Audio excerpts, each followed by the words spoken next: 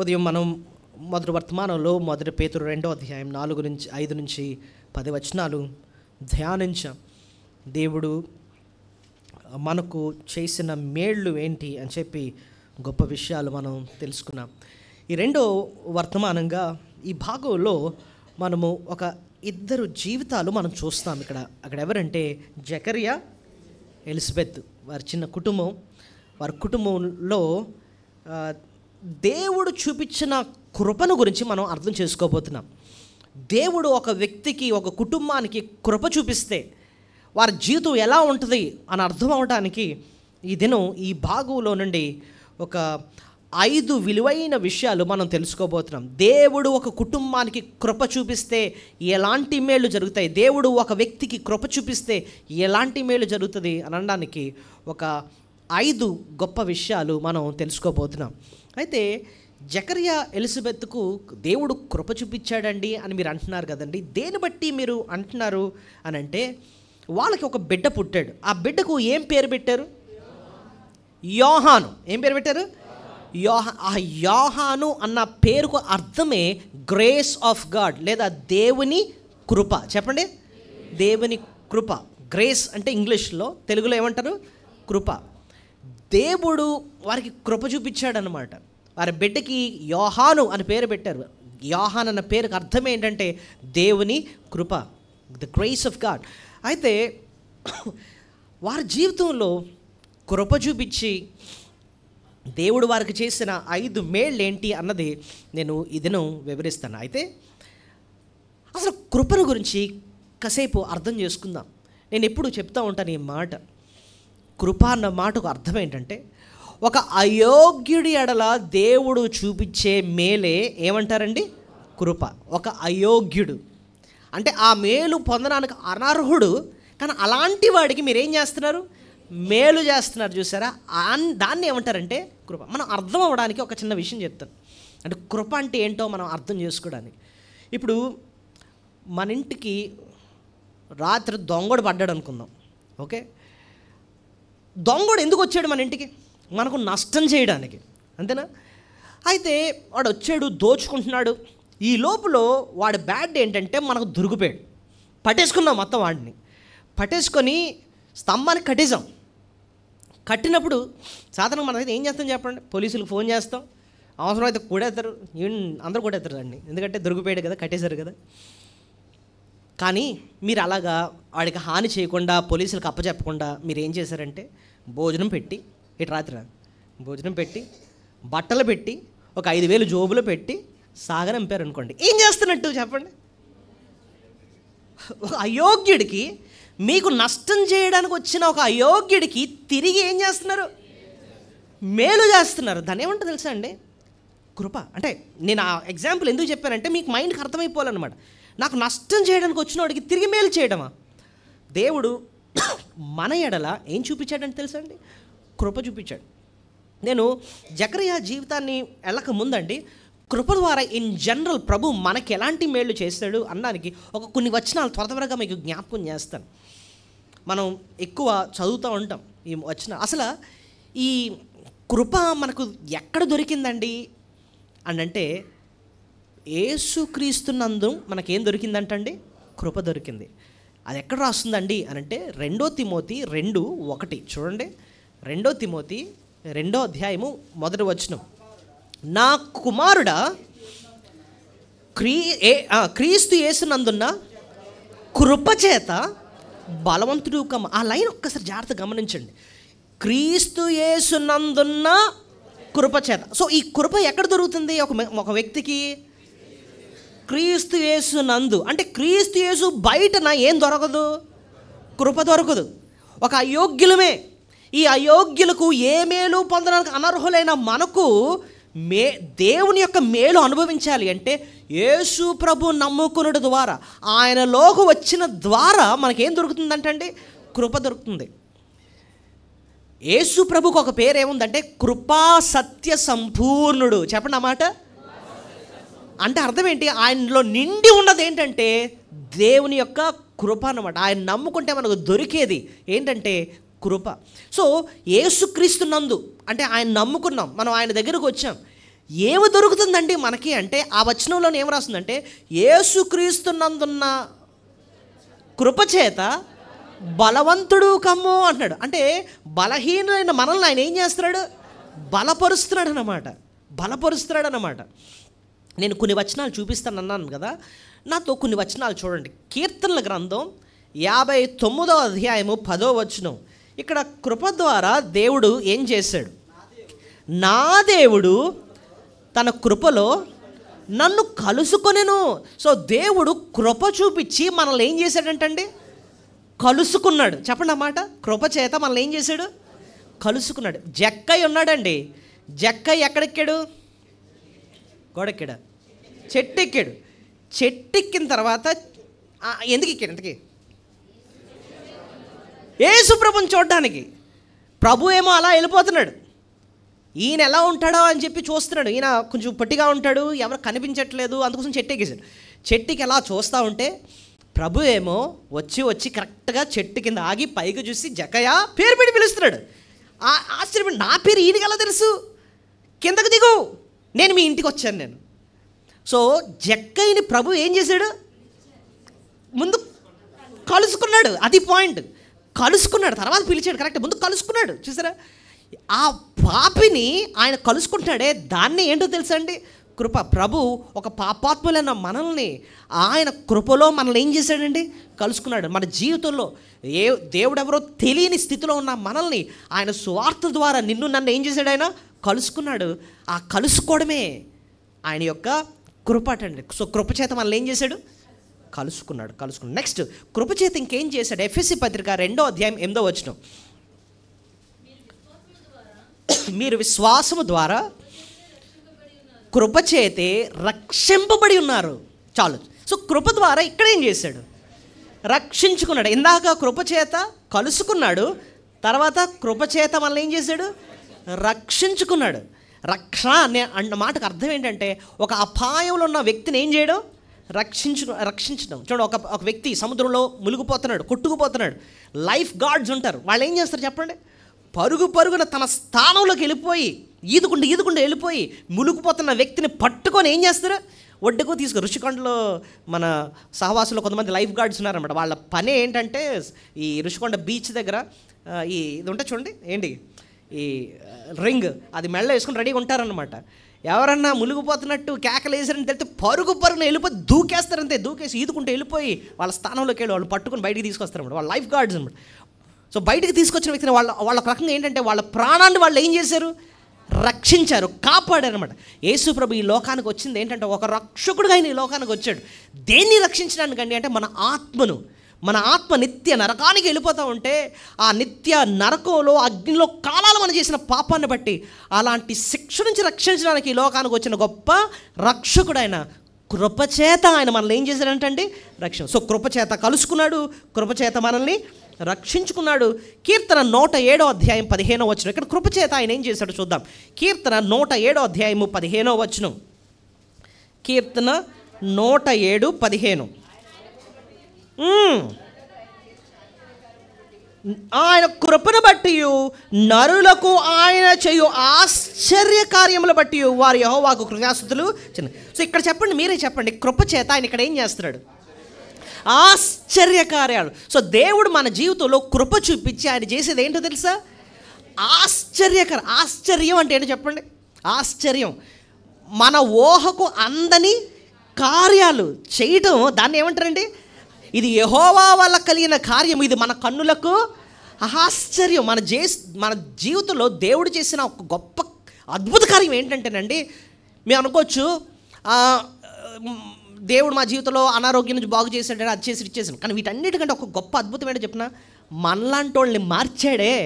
మనలాంటి వాళ్ళు, దేవుడికి వ్యతిరేకులైన మనం ఆయన సన్నిధికి వచ్చి కూర్చొని ఆయన ఆరాధిస్తున్నామే, మనం మారడమే ఒక గొప్ప ఆశ్చర్యం అండి. మనం చూస్తే నేను ఒకప్పుడు నా జీవితం భయంకరమైన జీవితం అండి, నేనేనండి ఎలా మార్చాను? ఒక గొంగళ పురుగు లాంటి జీవితాన్ని సీతాకోక చిలుకలాగా ఆయన మార్చాడు. నా బ్రతుకునే ఆయన మార్చాడండి.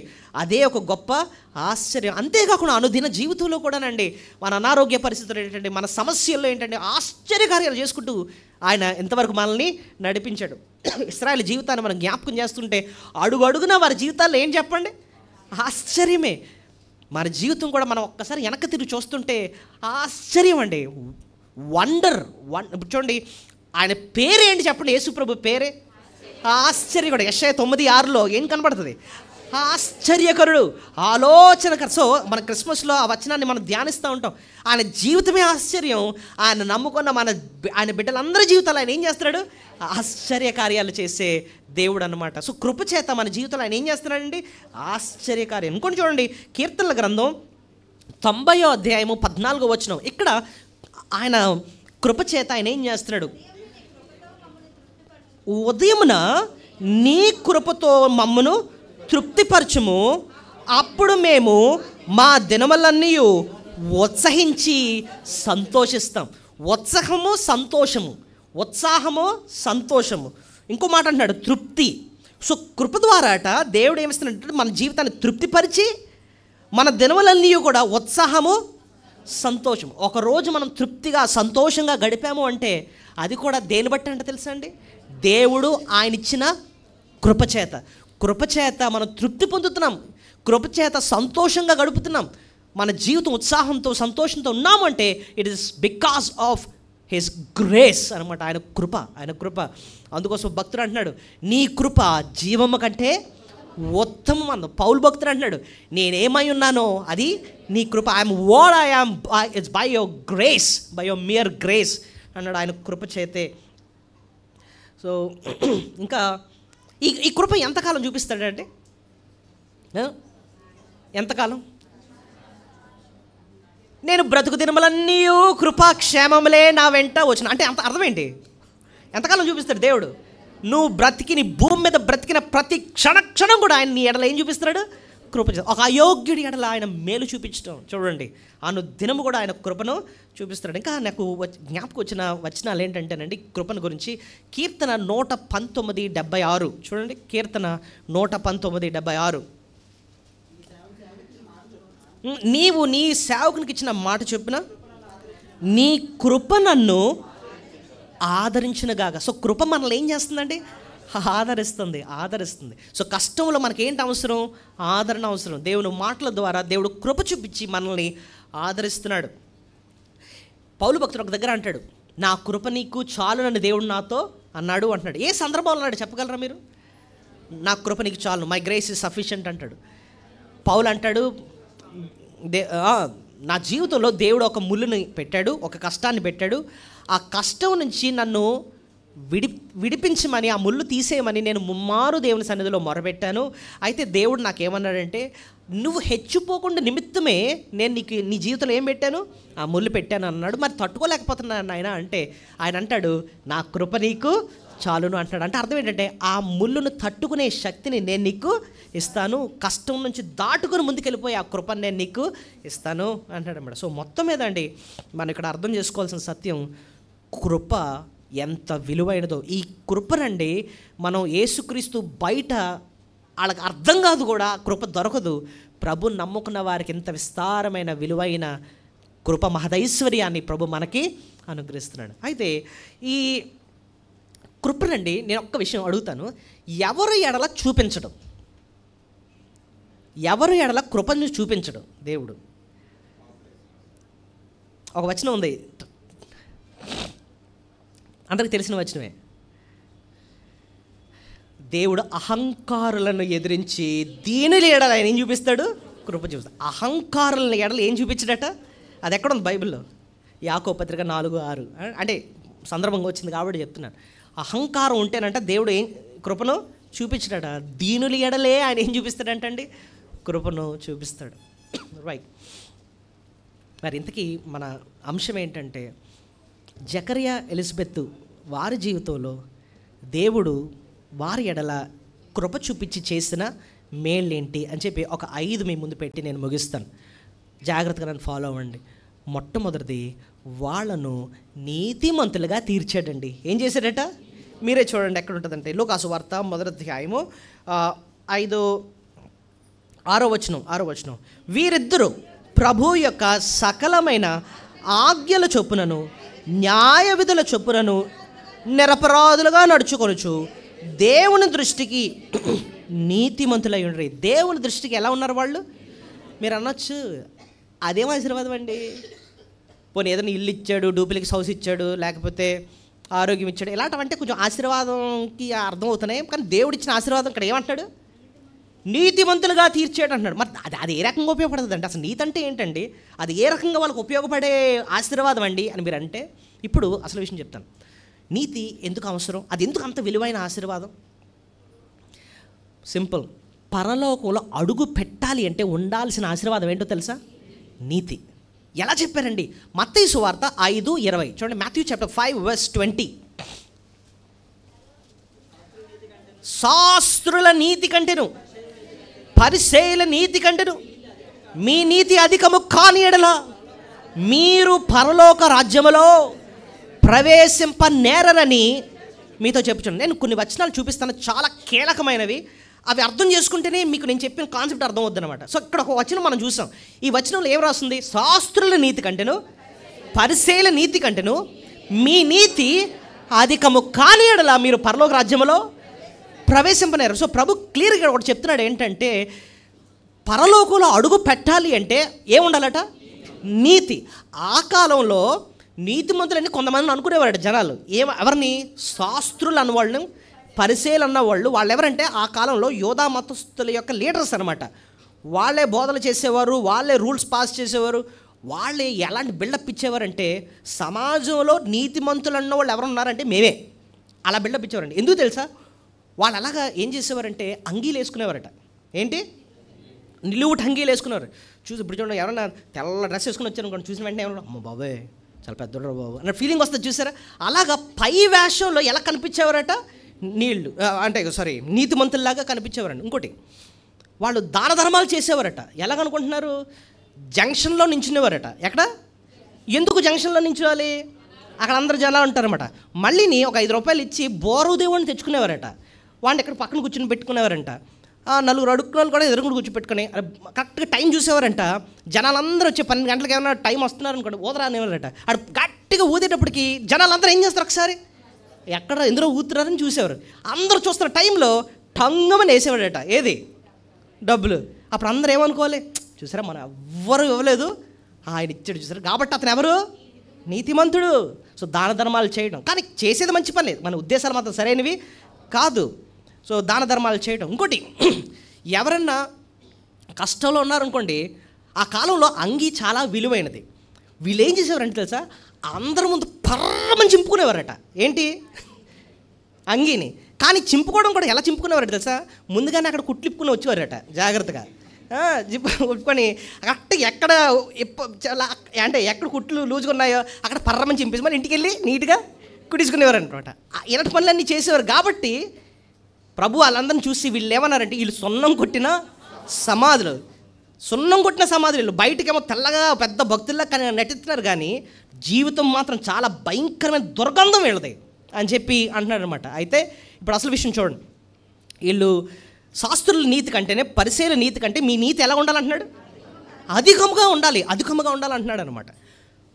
ఇంతకీ ఎంత అధికం అండి అని మీరు అడిగితే, బైబిల్లో నీతి అన్న మాటని డిఫైన్ చేసిన లేదా వివరించిన ఒక్క వచనం ఏదంటే ద్వితీయోపదేశ కాండం 6వ అధ్యాయం 25వ వచనం. ద్వితీయోపదేశ కాండం 6వ అధ్యాయం 25వ వచనం తీసిన వారు దయచేసి చదవండి.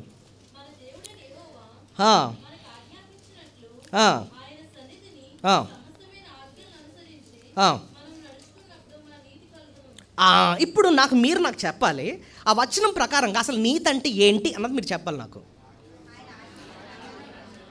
మన దేవుడైన యెహోవా మనకు ఆజ్ఞాపించినట్లు ఆయన సన్నిధిని ఈ సమస్తమైన ఆజ్ఞలను అనుసరించి మనము నడుచుకొనినప్పుడు మనకు నీతి కలుగును. నీతి ఎప్పుడు కలుగుతుందట?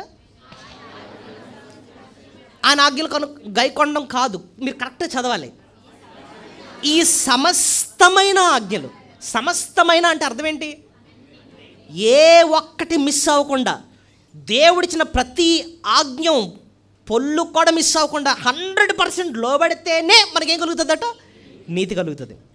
దేవుడు అది క్లియర్గా చెప్పాడు. ఒక్క విషయంలో మిస్ అయినా నీతి కలగనట్టే. ఇప్పుడు చూడండి, మనకి ఇక్కడ ఫ్యాన్ ఉందండి, దానిని ఒక చైన్తో కట్టాం. చైన్ ఎలా ఉంటుంది? లింకులుగా ఉంటుంది, అంతేనా? లింకులు అన్నీ కలిపి ఒక చైన్ అవుద్ది. ఈ చైన్లో ఎన్ని లింకులు తెగితే ఫ్యాన్ కింద పడిపోద్ది? ఒక్క లింక్ తెగినా మొత్తం ఫ్యాను పడిపోద్ది, అంతేనా? అలాగే దేవుడిచ్చిన ఆజ్ఞల్లో ఒక్క ఆజ్ఞ మీరిన మనం ఏది పోగొట్టేసుకుంటాం? నీతి పోగొట్టుకుంటాం. ఇప్పుడు ఇంతకీ మానవుల్లో ఎవరండి అంత 100% మొత్తం ప్రతీది తూచ తప్ప పాటించేసి 100% నీతిని నెరవేర్చిన వాళ్ళు ఎవరండి అంటే ఏ ఒక్క మనిషి కూడా లేడు. నీతిమంతులు లేడు ఒక్కడు కూడా, బైబిల్ చెప్పేసింది అనమాట. సో ఇప్పుడు పాయింట్ ఏంటంటే, పరలోకంకి వెళ్ళాలంటే నీతి అవసరం. నీతి అంటే ఏంటంటే 100% దేవుడికి లోబడిపోవడం. కానీ ఏ మనిషి కూడా నీతిని నెరవేర్చలేదు, నీతిమంతులు లేడు ఒక్కడు లేడు. పోనీ ఇది మనుషుల వల్ల సాధ్యమా అని అంటే ఇది మనుషుల వల్ల సాధ్యమే కాదు. ఎక్కడ రాసింది తెలుసా మాట? మత్తయి సువార్త 19వ అధ్యాయము 25-26 వచనాలు చూడండి. యేసు ప్రభుని శిష్యులు అడిగేస్తారు. మత్తయి సువార్త 19వ అధ్యాయము 25-26 వచనాలు. అలాగైతే ఎవరు రక్షణ పొందగలరని అడుగగా యేసు వారిని చూచి, ఇది మనుషులకు అసాధ్యమే కానీ దేవునికే సమస్తము సాధ్యం. సో ప్రభు ఒక స్టేట్మెంట్ ఇచ్చాడు అక్కడ, ఇది మనుషులకు అసాధ్యం. అంటే నీతిని వారిగా సంపాదించి పరలోకాన్ని సంపాదించుకోవాలంటే ఇది మనుషుల వల్ల సాధ్యము కాదు, కానీ దేవుని వల్లే సమస్తము సాధ్యము. ఇప్పుడు చూడండి, యాకోబు అన్న ఆయనకి కల వచ్చింది. ఏం కళ? మనకు వచ్చినట్టే కళ్ళు వస్తూ ఉంటాయి కదండి. ఆయనకు కూడా కళ వచ్చింది. ఇంతకీ ఏం కళ? ఒక నిచ్చెన ఉంది. ఆ నిచ్చెన ఒక అంచు ఎక్కడ ఉంది? భూమి మీద ఉంది. ఇంకో అంచు, అంత నిచ్చెన మనిషి తయారు చేయగలడా? ఇంపాసిబుల్. అలాంటి కళ ఎందుకు చూపించాడంటే, ఇలాంటి రక్షణ మానవుడు పరలోక రాజ్యానికి తను తానుగా మంచి పనులు చేసి నీతిని నెరవేర్చుకొని పరలోకం సంపాదించడం అన్నది మనుషుల వల్ల ఇది అసాధ్యం. కానీ ఇంకో మాట అంటున్నాడు, దేవుని వల్లే సమస్తము. అంటే అర్థం ఏంటి? ఒక పాపి అయిన మనిషిని నీతిమంతుడిగా మార్చి పరలోకానికి తీసుకెళ్లాలంటే అది దేవుడు మాత్రమే చేయగలడు. అందుకోసమే యేసయ్య ఈ లోకానికి వచ్చాడన్నమాట. మొదటి కొరింథీ 1వ అధ్యాయము 31వ వచనం. మొదటి కొరింథీ 1వ అధ్యాయము 31వ వచనం. అతిశయించువాడు ప్రభువునందే అతిశయింపవలెను అని వ్రాయబడినది నెరవేరునట్లు దేవుని మూలముగా ఆయన మనకు జ్ఞానమును, నీతియు, పరిశుద్ధతయు, విమోచనమును ఆయన. ఈ మాట చూడండి, మనుషులట వారిని వారు అతిశయించకుండా దేవుని బట్టే అతిశయించాలట. ఎందుకు? నీతి అన్నది మనం సంపాదించింది కాదు. ఎవరిచ్చేదట? దేవుడే ఇచ్చాడు. కాబట్టి దేవుడే ఇచ్చాడు కాబట్టి మనకు మనం అతిశయించడానికి ఏమాత్రం కూడా అవకాశము లేదు. ఇప్పుడు చూడండి, గ్రేస్ మార్క్ ఇచ్చి పాస్ చేశారనుకోండి, కరోనా పాస్, మా పాస్లు అంటే ఇప్పుడు కరోనా పాస్ అయిపోయాడు. చూసావా నేను పాస్ అయిపోయాను, ఈయన అన్ననికి ఛాన్స్ లేదు. ఎందుకు? నువ్వు కష్టపడి తెచ్చుకుంది కాదు, అది ఉచితంగా నీకు ఇచ్చేశారు అని చెప్తున్నాను. అంటే మామూలుగా మన భాషలో చెప్పాలంటే బై గ్రేస్ యూ పాస్. నిజానికి అదే మాట ఇక్కడ అంటాడనమాట. నువ్వు పరలోకాన్ని సంపాదించిన ఆ నీతి నీ వల్ల కలిగింది కాదు, కాబట్టి నువ్వు అతిశయించడానికి అవకాశము లేదు. కానీ ఎవరు నీకు ఇచ్చారు? అక్కడ అంటాడు చూడండి ఆ మాట, దేవుని మూలముగా ఆయన మనకు జ్ఞానము, నీతి, పరిశుద్ధత, విమోచన. ఆయనే మన నీతి అంటండి, ఆయనే మన నీతి. చూడండి అక్కడ ఒక విషయం, యేసు ప్రభు ఈ లోకానికి వచ్చింది ఎందుకంటే నీతి లేని మనకు నీతిని అనుగ్రహించి ఆ నీతిని బట్టి ఎక్కడికి దేనికి అర్హులుగా చేయడానికి? పరలోకానికి అర్హులుగా చేయడానికి ఆయన ఈ లోకానికి వచ్చాడు. దాన్ని అర్థం అవడానికి మీకు వచ్చిన విషయం చెప్తాను. జైలుకి వెళ్ళాం అనుకోండి, మనకు 2 రకాల యూనిఫామ్లు కనపడతాయి. అర్థమైంది మీకు? కొంతమంది కాకి బట్టలు వేసుకుంటారు. వాళ్ళెవరు? ఎలా చెప్పారు? బట్టలు బట్టి. కొంతమంది తెల్ల బట్టలు వేసుకుంటారు, బ్లూ రంగు, ఒక లైన్లు, ఒక నెంబరు ఉంటాయి. వాళ్ళని ఏమంటాం చూసిన వెంటనే? వీళ్ళు ఖైదీలు. దేని బట్టి అండి చెప్పేస్తున్నాం? డ్రెస్సులు బట్టి ఏం చేస్తున్నాం? వీళ్ళు ఖైదీలు, వీళ్ళు పోలీసులు. ఇప్పుడు మనం అక్కడికి వెళ్ళామనుకోండి, మనం ఎవరిని గౌరవిస్తాం? సార్ అని గౌరవిస్తాం. ఖైదీని గౌరవించాం, ఎందుకంటే నేరం చేసి శిక్ష వనిస్తున్నాడు కాబట్టి. ఇప్పుడు ఖైదీ గారు అనం, అయితే పోలీస్ని గౌరవంగా మాట్లాడతాం. ఇప్పుడు ఒక ఖైదీని పోలీసుగా చూడాలని ఉందనుకోండి, మనకి ఏం చేస్తే సరిపోద్ది? డ్రెస్ మార్చండి. ఒక ఖైదీ ఆ వస్త్రాలు తీసేసి పోలీస్ యూనిఫామ్ వేయండి. తెలియనోడు ఫస్ట్ వచ్చినప్పుడు వెంటనే నమస్కారం పెడతాడు. ఎందుకు వచ్చింది ఆ గౌరవం? డ్రెస్ ప్రభు ఈ లోకానికి వచ్చి చేసింది అదే. మన పాప వస్త్రాన్ని ఆయన తీసుకున్నాడు, ఖైదీ వస్త్రాన్ని ఆయన తీసుకున్నాడు, ఆయన నీతి వస్త్రాన్ని మనకు అనుగ్రహించాడు. ఆ రకంగా మనం నీతిమంతులుగా తీర్చబడ్డాం. యేసయ్య అందుకోసం ఈ లోకానికి వచ్చాడండి. మనము ఆయన యందు నీతి అవ్వాలని పాపమెరుగని ఆయన మన కోసం పాపి అయ్యాడు. అంటే మన పాప వస్త్రాన్ని ఆయన తీసుకొని ఆయన నీతి వస్త్రాన్ని మనకిచ్చాడు. జకరియా ఎలిజబెత్ జీవితంలో అదే దేవుడు చేశాడు. వాళ్ళ పాప వస్త్రాన్ని తీసుకున్నాడు, వాళ్ళకి నీతి అన్న వస్త్రాన్ని అనుగ్రహించాడు. నీతిమంతులు అని పిలుస్తున్నాడు అన్నమాట. దేవుడు అదే ఆశీర్వాదం నీకు నాకు ఇచ్చాడండి. క్రిస్మస్కి బట్టలు లేకపోవచ్చు నీకు, కానీ అంతకన్నా శ్రేష్టమైన వస్త్రం దేవుడు ఏది ఇచ్చాడు నీకు? నీతి అన్న వస్త్రం ఇచ్చాడు. అసలు దాన్ని బట్టి నువ్వు దేవుని ఏం చేయాలి? స్తుతులు చెల్లించాలి. ఈ వస్త్రాల మీద నీకు మహా అయితే ఒకరోజు సంతోషం వస్తుందేమో, కానీ ఈ నీతి అన్న వస్త్రం నిన్ను పరలోకానికి అర్హుడుగా చేస్తుంది, అక్కడ నిత్య ఆనందాన్ని అనుభవించేటట్టు చేస్తుంది. సో మొట్టమొదటిది ఆశీర్వాదం కృపను బట్టి దేవుడిచ్చింది ఏంటంటేనండి, దేవుడిచ్చిన నీతి అన్న బట్టే, నీతి అన్న వస్త్రాన్ని బట్టే మనం దేవుని ఎంతో స్తుతులు చెల్లించాలి. ఆ వృద్ధులకి దేవుడు నీతిమంతులుగా తీర్చాడండి. అంత శ్రేష్టమైన ఆశీర్వాదం వారికి ఇచ్చాడు. అయితే నీతి అన్న వెంటనే మీరు గుర్తుపెట్టుకోవాల్సిన 3 పదాలు నాతో చెప్పండి. నీతిమంతులుగా తీర్చుట, చెప్పండి. నీతిమంతులుగా తీర్చుట. రెండోది నీతి అంటే నేర్పుట,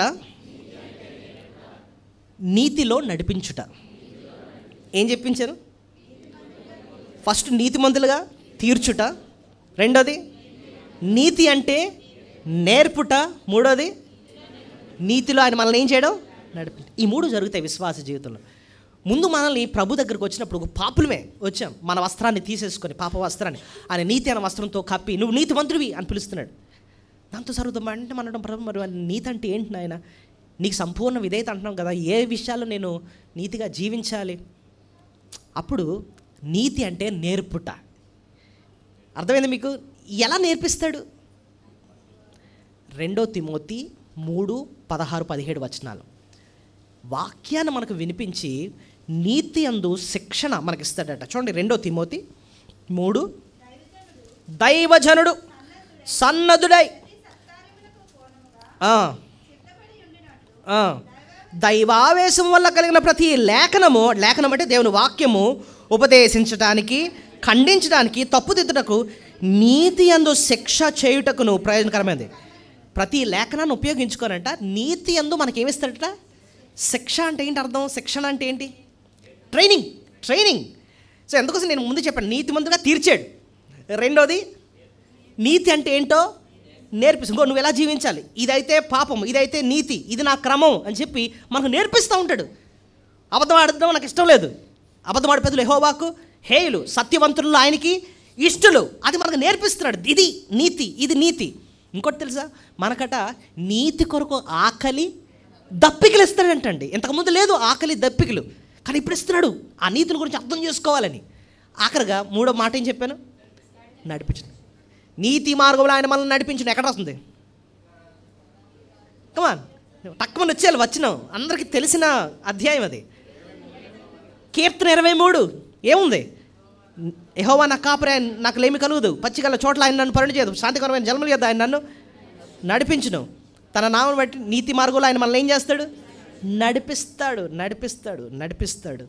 నీతి మార్గంలో ఆయన మనల్ని నడిపించే దేవుడు. సో నీతిమంతులుగా తీర్చాడు, నీతి అంటే నేర్పిస్తున్నాడు, నీతి మార్గంలో మనల్ని నడిపిస్తున్నాడు. సో ఈ రకంగా దేవుడు ఆ మొట్టమొదటి ఆశీర్వాదము కృప ద్వారా వాళ్ళకు అనుగ్రహించాడు, నీకు నాకు కూడా అనుగ్రహించాడు.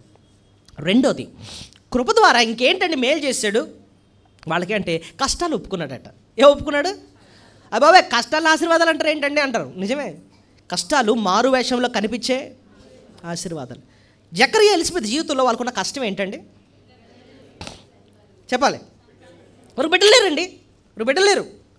ఆ కాలంలో బిడ్డలు ఎవరికైనా లేరు అని అంటే వాళ్ళని చాలా నీచంగా తక్కువగా చూసేవారు అనమాట. వీళ్ళ మీద ఏదో శాపం ఉంది, లేకపోతే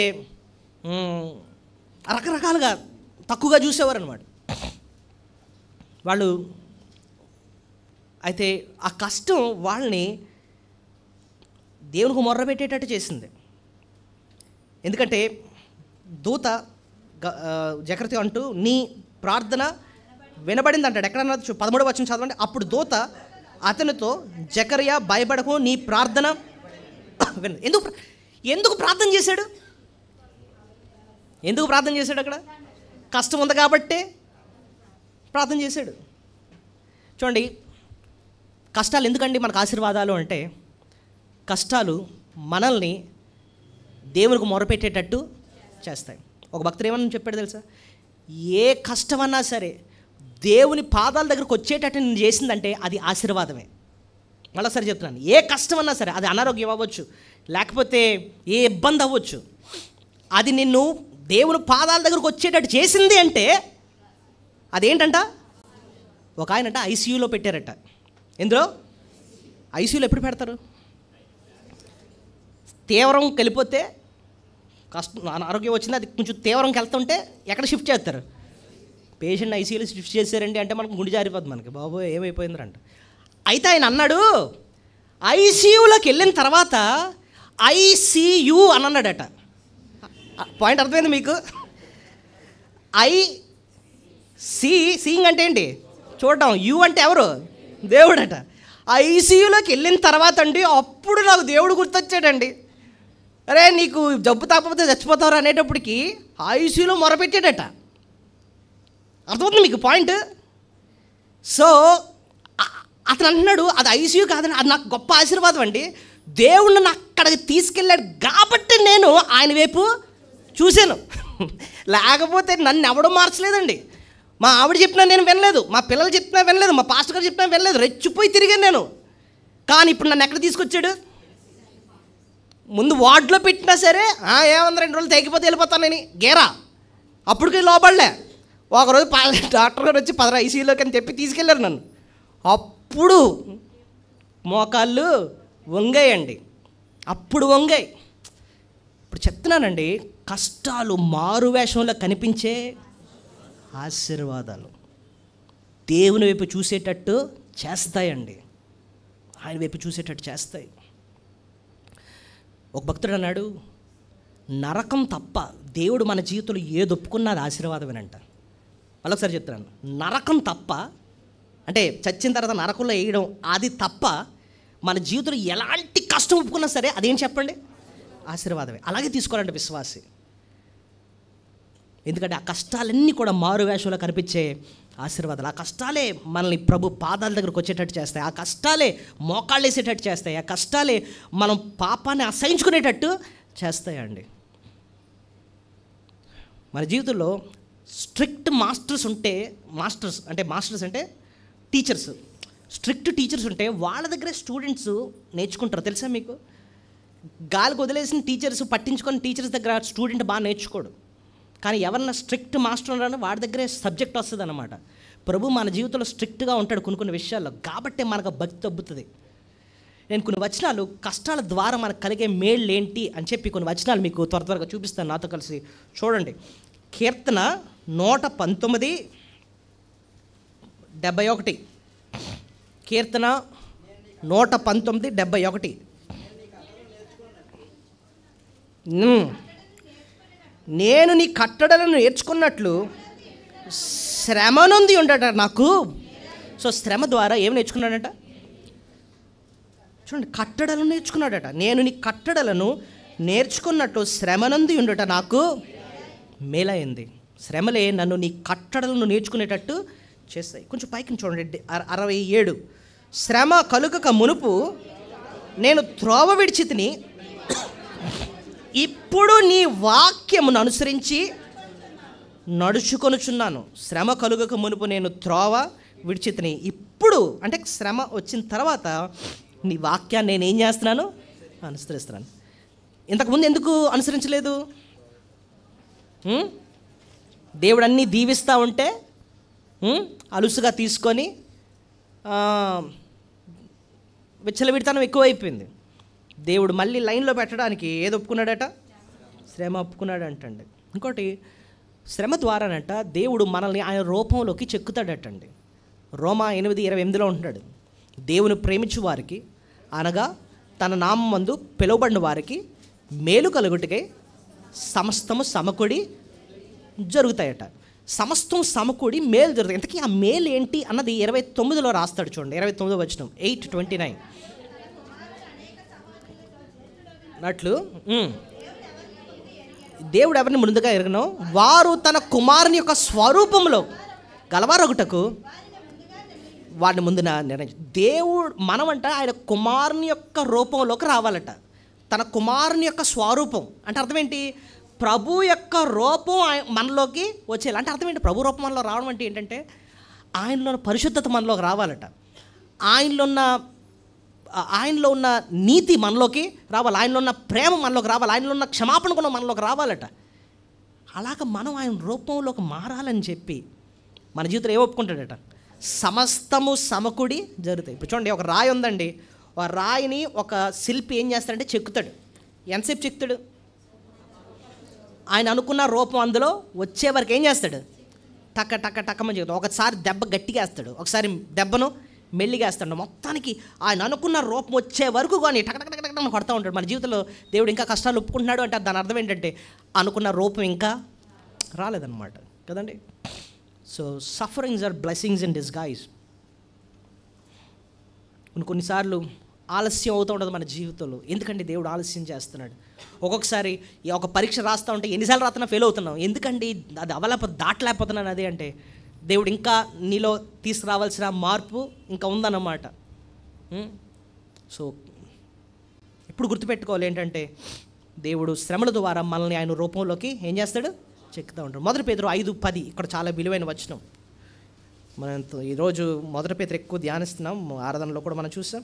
అలాగే 1 పేతురు 5:10లో కూడా చూడండి, తన నిత్య మహిమకు క్రీస్తునందు మిమ్మల్ని పిలిచిన సర్వకృపానిధి దేవుడు కొంచెము కాలమేమో శ్రమ పడిన పిమ్మట తానే మిమ్మల్ని పూర్ణులుగా చేసి స్థిరపరచి బలపరచును. చూడండి, పూర్ణులుగా చేస్తాడట, స్థిరపరుస్తాడట. పూర్ణులుగా అంటే అన్నమాటకు అర్థం ఏంటో తెలుసా? పూర్ణులు, పర్ఫెక్ట్. మనలో పర్ఫెక్షన్ తీసుకురావడానికి దేవుడు ఎందులోంచి దాటిస్తాడు? శ్రమ పడిన పిమ్మట తానే మిమ్మల్ని పూర్ణులుగా చేసి స్థిరపరిచి బలపరచు. నూనె ఎక్కడి నుంచి వస్తుందండి? నూనె ఎక్కడి నుంచి వస్తుంది? ఇప్పుడు గ్రౌండ్ నట్స్ ఉన్నాయండి. గ్రౌండ్ నట్స్ ఏమంటాం తెలుగులో? వేరుశనగలు. దాన్ని ఏం చేస్తారు? గానుగులో గట్టిగా నలగొట్టి నలిపేస్తే కింద నుంచి ఏమొస్తుంది? నూనె వస్తుంది. సో మన జీవితంలో కూడా శ్రేష్టమైనది బయటికి రావాలి అంటే దేవుడు మనలో కూడా ఏం చేస్తాడు? నలగొడతాడు. సెంట్ అంటాం కదా, పర్ఫ్యూమ్ సెంట్ ఎక్కడి నుంచి వస్తుంది తెలుసా? అత్తరు. ఎందులో నుంచి వస్తుంది అత్తరు?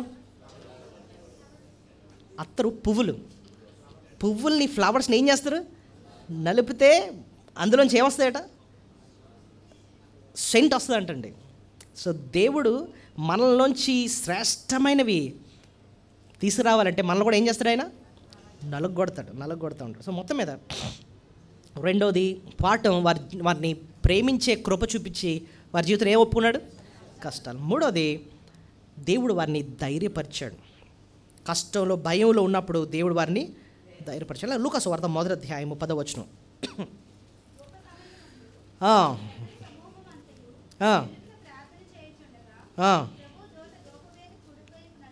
నిలిచి అతను కనబడగా జకర్యా అతను చూచి తొందరపడి భయపడిన వాడాయను.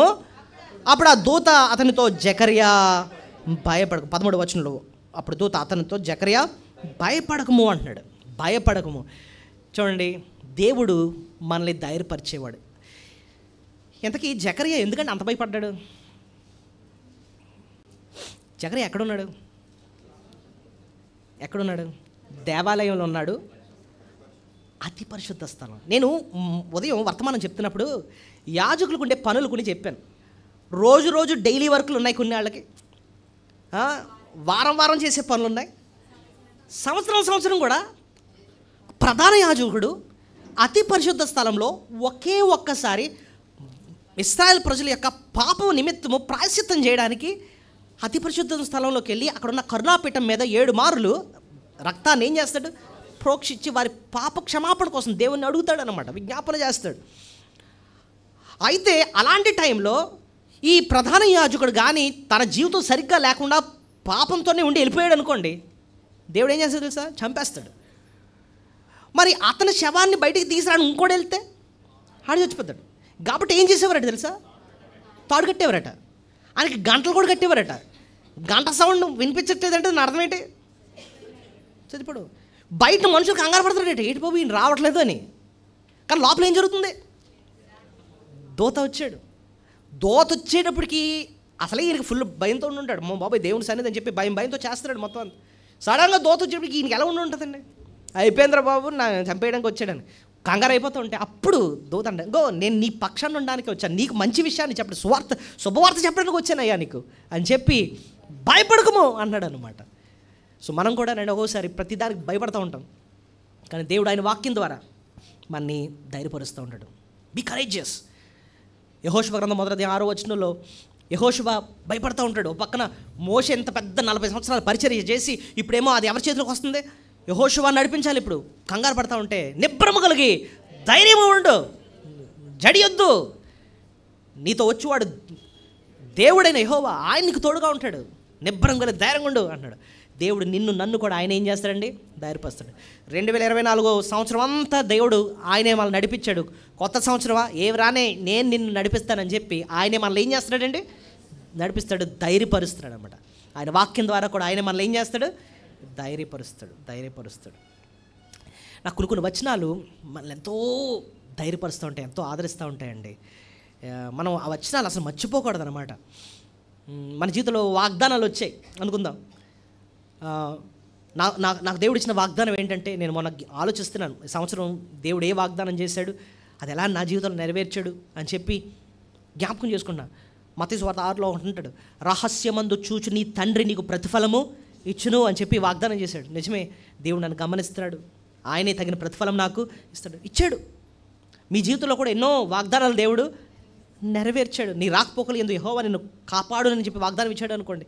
నిజంగానే ఎంతవరకు నువ్వు నడిచి క్షేమంగా వచ్చావంటే దేవుడు నీ పట్ల వాగ్దానాన్ని ఏం చేశాడు, నెరవేర్చాడు. మీరు ఎప్పుడైనా జ్ఞాపకం చేసుకున్నారా, January 1st మనం అడ్రస్ ఇది రాసుకొని నెంబరు డేట్ అది రాసుకొని మనం జాగ్రత్త బైబిల్లో పెడతాం, మళ్ళీ కొత్త సంవత్సరం డిసెంబర్ 8 తీస్తాం, బాబు ఏ వాగ్దానం చేసాడో తీస్తూ ఉంటాం ఒక్కొక్కసారి. అలా కాదు, మనం చేయాల్సింది ఏంటి, జ్ఞాపకం చేసుకుంటూ ఉండాలి. దేవా ఈ వాగ్దానం నాకు నెరవేర్చు, చూసావా నాయన ఈ సంవత్సరం నా బిడ్డల విషయంలో నా జీవితంలో ఎంత చక్కగా ఈ వాగ్దానం నెరవేర్చావు నాయన. ఆ మాటే మనకెంతో ఆదరణ, ధైర్యము వస్తుంది కదండి. వాగ్దానాలను బట్టి, ఆయన వాక్యాలు బట్టి ఎప్పుడు ధైర్యం తెచ్చుకుంటూ ఉండాలన్నమాట. రైట్.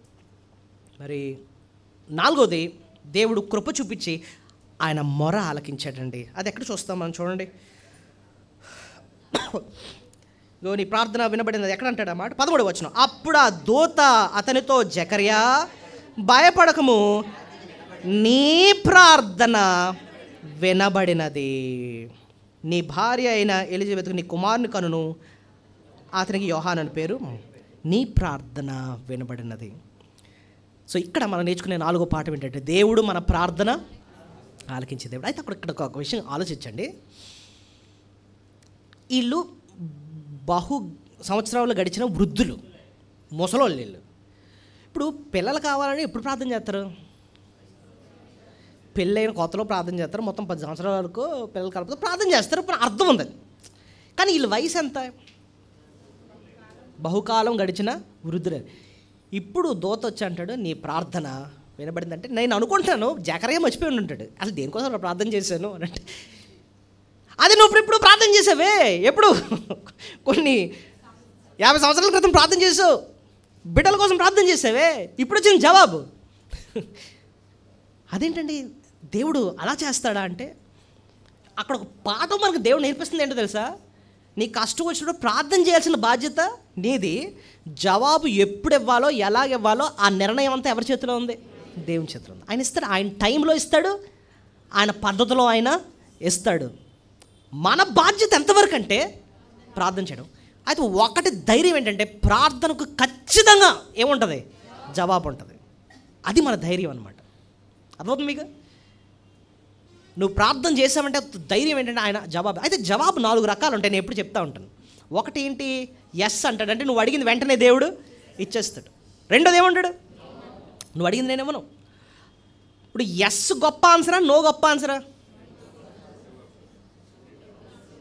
రెండు విలువైనవండి. ఎందుకంటే ఎస్ అని ఎందుకంటాడంటే నువ్వు అడిగింది దేవుని చిత్తం కాబట్టి వెంటనే ఆయన ఇచ్చేస్తున్నాడు, అది నీకు మేలే. నో అని ఎందుకు అంటున్నాడంటే అది ఆయన చిత్తము కాదు, అంతేకాకుండా నీకు కూడా అది అపాయం. ఇప్పుడు పిల్లడు డాడీ నాకు కత్తివ్వా, డాడీ నాకు కత్తివ్వా అంటున్నాడు, మీరు వెంటనే తీసి కత్తిస్తారా చేతికి? ఎందుకు ఎవరు నో అంటాం, ఎందుకు? అది మీకు ఇష్టం లేదు, అంతేకాకుండా అది వాడికి అపాయం కాబట్టి నో అంటాడు. దేవుడు కూడా కొన్ని వెంటనే ఏమంటాడు, నో అంటాడు. మూడోది ఏంటంటే వెయిట్ అంటాడు. వెయిట్ వెయిట్ వెయిట్, నువ్వు అడుగుతున్నావు కానీ నేను అప్పుడే ఏమను. పిల్లలు చిన్నప్పుడే ఇప్పుడు కారు ఎక్కిన వెంటనే స్టీరింగ్ కావాలని అడిగేస్తారు, ఒళ్ళు కూర్చొని ఎత్తి పెత్తను అంటారు. కానీ అప్పుడు మనం ఏమంటాం, వెయిట్ వెయిట్ వెయిట్ వెయిట్, నీకు ఇస్తాను కానీ ఇంకా నీకు వయసు రావాలి, నీకు జ్ఞానం రావాలి, లైసెన్స్ రావాలి, అప్పుడే నేను ఇస్తాను, లేకపోతే ఈ టైంలో ఇస్తే నువ్వు నీకు నష్టం, వెయిట్ వెయిట్ వెయిట్ అంటాం. దేవుడు కూడా కొన్నిసార్లు మనం వెయిట్ అంటాడండి. మనం కూడా యెహోవా కొరకు ఎదురు చూచువారు నూతన బలం. సో మనం కూడా నేర్చుకోవాల్సింది ఏంటి, వెయిటింగ్. ఆయన ఇచ్చే వరకు ఏం చేయాలట, ఎదురు చూడాలి, ఎదురు చూడాలి. అది విశ్వాసం అండి. దేవుడు ఇస్తాడు, ప్రార్థన చేశాం, ఆయన టైంలో ఆయన ఇస్తాడు. ఎంతకాలం అండి అంటే ఆయన ఇష్టం, నువ్వెవరు అడగడానికి. ఆయన తెలుసు నీకు ఎప్పుడు ఏది చేయాలో. మనకు ఒకసారి కంగారు ఎక్కువ, అంతేనా? ఈ మధ్యన అన్నీ ఫాస్టే కదండి, ఫాస్ట్ ఫుడ్, ఇంకా అన్ని ఫాస్ట్ ట్రాన్సాక్షన్స్, అన్నీ ఫాస్ట్గానే జరిగిపోవాలి మొత్తం అంతా. అన్నీ ఫాస్ట్గా అయితే ఫాస్ట్ పోతాం కూడా, అన్నీ ఫాస్ట్గా అయిపోవాలని కోరుకోకూడదు. కానీ దేవుడు ఆయన టైంలో ఆయన చేస్తాడు. అంతవరకు మనం ఏం చేయాలి, సహనంతో వెయిట్ చేయాలి. ఎదురు చూడడం అనేది విశ్వాస లక్షణం అనమాట. ఆయన ఇచ్చే వరకు ఆనందంతో కూడిన ఓర్పు ఉండాలట. కొలసి 1:10, ఆనందంతో కూడిన ఓర్పు అంటే అర్థం ఏంటి, వెయిట్ చేయడమే కష్టం కానీ అది కూడా మనం ప్రభు కోసం ఎలా వెయిట్ చేయాలట, ఆనందం. ఆయన చేస్తాడు, ఆయన టైంలో ఆయన చేస్తాడు, ఖచ్చితంగా చేస్తాడు, ఆయన టైంలో చేస్తాడు. సంతోషంతో ఎదురు చూడాలి. ఎంతకాలం అండి అలా అంటున్నామంటే అవిశ్వాసంతో ఉన్నట్టే. సో ఆలస్యమైన ఆయన సరైన టైంలో ఆయన చేస్తాడు. Wait wait wait wait. ఆఖరిగా ఇంకోటి ప్రార్థనకి ఏం చేస్తాడంటే, అంటే ప్రార్థన జవాబు ఏంటంటే, ఇది కాదు ఎంతకన్నా మంచిది నేను నీకోసం దాచించాను, అది ఇస్తాను అంటాడనమాట. సో అది 4వ రకమైన ప్రార్థనకు జవాబు. కానీ 4 జవాబులు కూడా జవాబులే, అది మనకు మేలే. కాబట్టి ఒకటి మనం నేర్చుకోవచ్చండి, ఆయన ప్రార్థనకు జవాబిచ్చే దేవుడు ఆయన. 5వది, ఇది ఒకటి క్లుప్తంగా చెప్పి నేను ముగిస్తానండి. కృప చూపించి పరిశుద్ధంగా జీవించడానికి ఆయన మనకు సహాయము చేస్తాడు. కృప చూపించి ఎలాగండి ఈ మాట చెప్పారు అంటే, వారికి యోహాను దేవుడు ఇచ్చాడు. యోహాను ఎలా జీవిస్తాడో ఇక్కడ 14వ వచనం నుంచి రాయబడి ఉంటుంది చూడండి. అతడు ప్రభు దృష్టికి గొప్పవాడే, ద్రాక్షారసమైనను మద్యమైనను త్రాగక తన తల్లి గర్భమును పుట్టినది మొదలుకొని పరిశుద్ధాత్మతో నిండుకొనిన వాడే, ఇశ్రాయేలులో అనేకులు ప్రభువైన వారి దేవుని వైపు త్రిప్పును, మరియు అతడు తండ్రుల హృదయంలో పిల్లలు తట్టుకును, అదేలైన నీతిమంతుల జ్ఞానం అనుసరించుటకు త్రిప్పి ప్రభువు కొరకు ఆయుధపడిన ప్రజలను సిద్ధపరచుటకై ఏలియా యొక్క ఆత్మయు శక్తి గలవాడే ఆయనకు ముందుగా వెళ్ళును కనుక నీకు సంతోషమును మహా ఆనందమును కలుగు. అతడు పుట్టినందున అనేకులు ఏం చేస్తారు, ఇలాంటి శ్రేష్టమైన జీవితాన్ని జీవించడానికి దేవుడు కృప చూపించడానికి సహాయము చేస్తారు. అతను పుట్టినందుకే అనేకులు సంతోషిస్తారు. అలాంటి జీవితం. కొంతమంది పుట్టినందుకు అందరూ ఎడుతారు, ఈడిందులో పుట్టాడు అసలు అన్నట్టుగా. అలాంటి జీవితం కాదట. దేవుడు తోడుకుంటే మనమే అనేకులకు సంతోషం ఉండేటట్టు చేస్తారంట. అంతేకాదు, ద్రాక్షారసమైన మద్యమైన తాగక అంటే అర్థం ఏంటంటే ఆశానిగ్రహం, సెల్ఫ్ కంట్రోల్ ఇస్తాడంటమాట. పాపాన్ని జయించడానికి కావాల్సిన శక్తిని ఇస్తూ ఉంటాడు. అనేకులను ప్రభు వైపు తిప్పుతాడంటండి. అవిధేయులైన వారిని విధేయులు అయ్యేటట్టు చేస్తాడట. సో ఇలాగా ప్రభు కొరకు జీవించడానికి కృప చూపించి ప్రభు వారికి సహాయము చేస్తాడు. ఎంత విలువైన సత్యాలు మనం ఇక్కడ చూస్తున్నాం. ఆఖరిగా జకరియా ఎలిజబెత్ నుంచి ఒక్క విషయాన్ని నేను జ్ఞాపకం చేసి నేను ముగిస్తాను. జకరియా అన్న పేరుకి అర్థం ఏంటంటే తెలుసా? దేవుడు జ్ఞాపకం చేసుకునేవాడు అని అర్థం. God remembers. చెప్పండి, జకరియా అంటే అర్థం ఏంటి? దేవుడు జ్ఞాపకం చేసుకునేవాడు అని అర్థం. ఎలిజబెత్ అన్న పేరుకి అర్థం ఏంటంటే దేవుడు వాగ్దానం నెరవేర్చేవాడు అని అర్థం. ఎలిజబెత్ అంటే అర్థం ఏంటంటే దేవుడు వాగ్దానం నెరవేర్చేవాడు. Fulfils promise. దేవుడు జ్ఞాపకం చేసుకుంటాడు, ఆయన వాగ్దానం నెరవేర్చి, అవి పేర్లు. ఎంతకీ అలాంటి పేర్లు వాళ్ళకి ఎందుకంటే పెట్టారు వాళ్ళ తల్లిదండ్రులు అని అంటే, దేవుడు ఇశ్రాయేల్ ప్రజలకి వాళ్ళు పుట్టక 400 సంవత్సరాల ముందు ఆఖరిగా ఒక వాగ్దానం చేశాడు. ఆ వాగ్దానం వాళ్ళు నెరవేరాలని చెప్పి ఎదురు చూసేవారు. ఎందుకు ఏంటంటే వాగ్దానం చేశాడు ఇశ్రాయేల్ ప్రజలకి అంటే, మలాకి 3:1 ఏంటంటే, మీరు వెతుకుతున్న ప్రభు హఠాత్తుగా ఆయన మందిరానికి వస్తాడని చెప్పి ఉంటుంది. చూడండి, మలాకి 3:1-2. ఇదిగో నాకు ముందుగా మార్గం సిద్ధపరచుటగా నేను నా దూతను పంపుచున్నాను. నా దూత ఎవరంటే బాప్తిస్మిచ్చే యోహాను అనమాట. మీరు వెతుకుచున్న ప్రభు అనగా మీరు కోరు నిబంధన దూత తన ఆలయమునకు హఠాత్తుగా వచ్చును.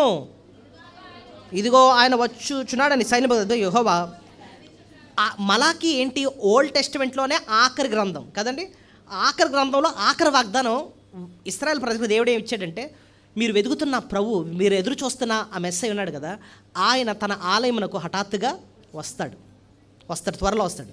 అంటే ఈ వచనం దేనికోసం రాయబడిందంటే, ప్రభు వచ్చే మొదటి రాకడ, లేదా మొదటి రాకడ అంటే, మొదటి రాకడలో ఆయన ఎలాగొచ్చాడు? దేవాతి దేవుడు మానవుడికి ఈ లోకానికి శరీరధారిగా దిగి వచ్చాడు. మేము క్రిస్మస్లో అదే కదా జ్ఞాపకం చేసుకుంటున్నాం. అంటే వీళ్ళు ప్రభు రాక ముందు ప్రజలు కాబట్టి ఆయన వస్తాడు అని మొదటి రాకడ కోసం ఎదురు చూసేవారు అనమాట. ఆ వాగ్దానం ఆయన నెరవేరుస్తాడు. నిజంగానే ఆయన ఇచ్చిన వాగ్దానం ప్రకారంగానే క్రిస్మస్లో జరిగింది ఏంటి? దేవాతి దేవుడు మానవుడిగా మనల్ని రక్షించడానికి రక్షకుడిగా దిగి వచ్చాడు. ఆ వాగ్దానం నెరవేర్పు కోసం ఎదురు చూశారు. అయితే ఇప్పుడు మనం దేనికోసం ఎదురు చూడాలి చెప్పండి? ఆయన రెండో రాకడ కొరకు ఎదురు చూడాలి. ఆయన త్వరలో రానయ్యాడు. ఆయన ఇచ్చిన కదా వాగ్దానం. ప్రతి నేత్రము కూడా ఆయన్ను చూస్తారు. ఆయన పొడిచిన వారు కూడా ఆయన చూస్తారు, రొమ్ము కొట్టుకుంటారట. కానీ మనం మాత్రం ఆయన మొదటి పేతురులో మనం చూసినప్పుడు ఆయన ప్రత్యక్షమైనప్పుడు మెప్పు, మహిమ, ఘనత మనకి కలగబోతుంది. దానికోసం మనం ఎదురు చూడాలంటండి. ఆయన రాకడ కొరకు ఎదురు చూస్తూ ఈ లోకంలో మన జీవితం దయచేస్తున్నారు. మోకరించండి. వాళ్ళ కొరకు సిద్ధపడడానికి ఎవరికి వారే చెప్పండి మాటలు బట్టి ఏ మాట ద్వారా దేవుడు మీతో